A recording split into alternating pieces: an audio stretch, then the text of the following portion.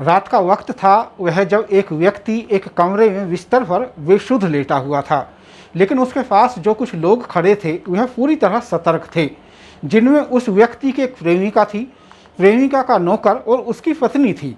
उनमें सबसे ज़्यादा यदि कोई खास व्यक्ति उस वक्त वहाँ मौजूद था तो वह एक सफ़ेरा था। सफ़ेरा अपने पिटारे में से एक सांप निकालकर हाथ में ले लेता है, सांप फन उठा लेता है। वह उस सांप को बिस्तर पर लेटे हुए व्यक्ति के पैर के नज़दीक ले जाता है। प्रेमिका जो कि वहाँ खड़ी हुई थी, यह देखकर वह बहुत खुश हो जाती है। उसकी आंखों में अनोखी चमक होती है। वह सफ़ेरे से कहती है कि तुम जल्दी सांप से इसे डसवा दो। सफ़ेरा इस बात की पूरी कोशिश करता है कि सांप उस व्यक्ति को डस ले, लेकिन सांप जैसे उस व्यक्ति को डसना ही नहीं चाहता था। उसने व्यक्ति को नहीं डसा। सफ़ेरा उसे वापस अपने पिटारे में रख लेता है।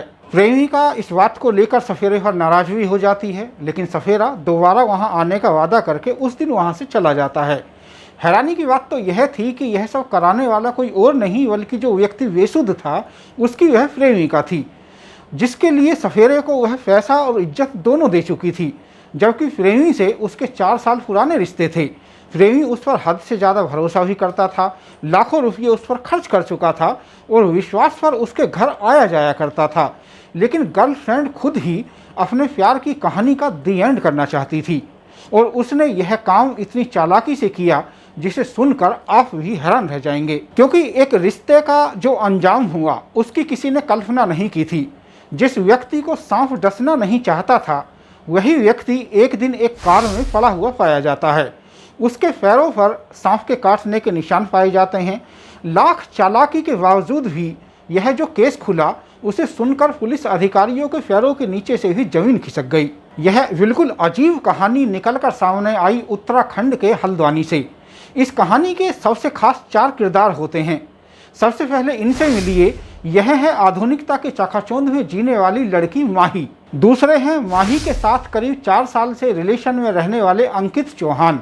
अंकित चौहान होटल व्यवसायी होते हैं। तीसरे शख्स का नाम है दीप कांडपाल, यह माही के दूसरे प्रेमी हैं। और चौथे शख्स का नाम है रमेश नाथ, जो कि एक सफ़ेरा होता है।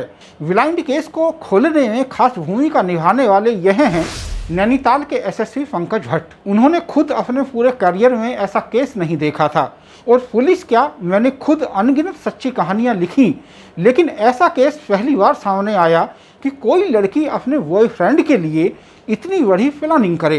तारीख थी 15 जुलाई 2023, जब पुलिस को यह सूचना मिलती है कि 3 पानी रेलवे क्रॉसिंग के पास एक कार लावारिस अवस्था में खड़ी है। पुलिस वहां जाती है, कार को जाकर देखती है तो कार की पिछली सीट पर एक व्यक्ति पड़ा हुआ था। उसके शरीर में कोई हलचल नहीं थी, जिससे यह साफ होता था कि उसके अंदर प्राण नहीं है।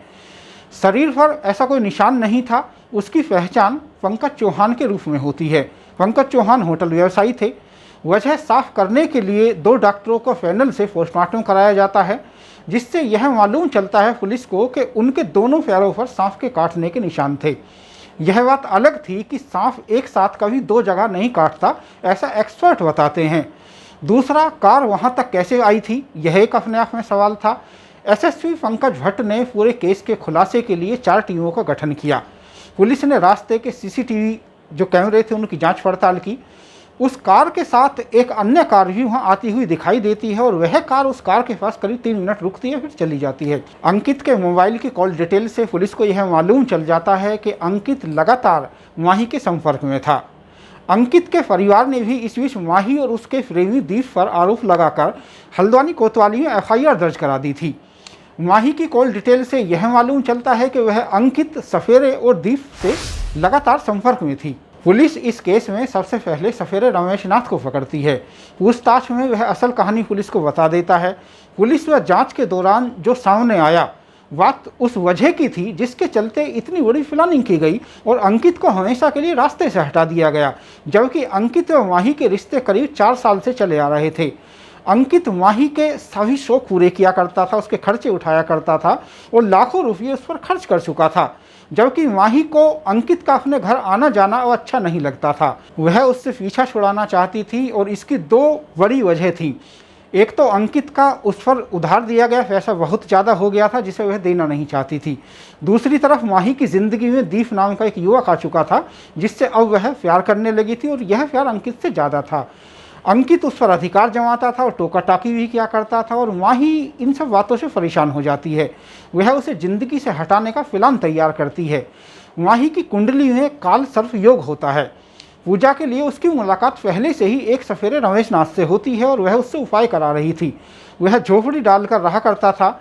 माही सफेरे को गुरु मानने लगती है, लेकिन इसके अलावा वह दोनों दोस्त बन चुके थे। माही ने रमेश नाथ को ही मोहरा बना लिया, क्योंकि वह नहीं चाहती थी कि अंकित के इस दुनिया से जाने का राज कभी खुल पाए, इसलिए वह ऐसी प्लानिंग करना चाहती थी। अंकित को रास्ते से हटवाने के लिए माही ने सफेरे से कोबरा उपलब्ध कराने के लिए कहा और यह तय हुआ कोबरे से उसे कटवाया जाए। इसके बदले में माही ने सफेरे के साथ न सिर्फ आंतरिक संबंध बनाए, बल्कि 10,000 रुपये उसको एडवांस भी दिए। इसके बाद रमेश नाथ उसका साथ देने को तैयार हो जाता है। एक रात रमेश नाथ माही के घर पहुंचा। उससे पहले माही प्रेमी अंकित को शराब पिला चुकी थी, लेकिन सांप उसे वहां डसता नहीं। इसके बाद अगली प्लानिंग शुरू हो जाती है। दूसरी प्लानिंग में माही ने अंकित को अपने घर पर बुलाया, उसे शराब पिलाकर बेहोश कर दिया। फिर सफेरे ने अपना काम शुरू किया और पूरी प्लानिंग में माही शामिल रही, माही के साथ सफेरा शामिल रहा, उसका प्रेमी दीप शामिल रहा, माही का नौकर राम अवतार व उसकी पत्नी उषा देवी भी शामिल रहीं। अंकित के शरीर में 10 मिनट बाद हलचल होना बंद हो गई। उसके बाद वह लोग मिलकर उसे कार में डालते हैं और कार में डालकर उसे रास्ते में छोड़ आते हैं। माही की तमाम चालाकी भरी कोशिशों के बावजूद पुलिस की सूझबूझ से दोस्ती, प्यार, बेवफाई और साजिश की कहानी सबके सामने आ जाती है। माही ने यदि अंकित के साथ ऐसा ना किया होता तो वह एक आज़ाद जिंदगी जी रही होती। हालांकि उसकी अभी तलाश की जा रही है। दूसरी तरफ अंकित ने भी यदि माही के इरादों को वक्त रहते समझ लिया होता तो शायद ऐसी नौबत भी कभी नहीं आती। दोस्तों, ऐसी कहानी पर आपकी क्या राय है, कमेंट बॉक्स में ज़रूर बताएं।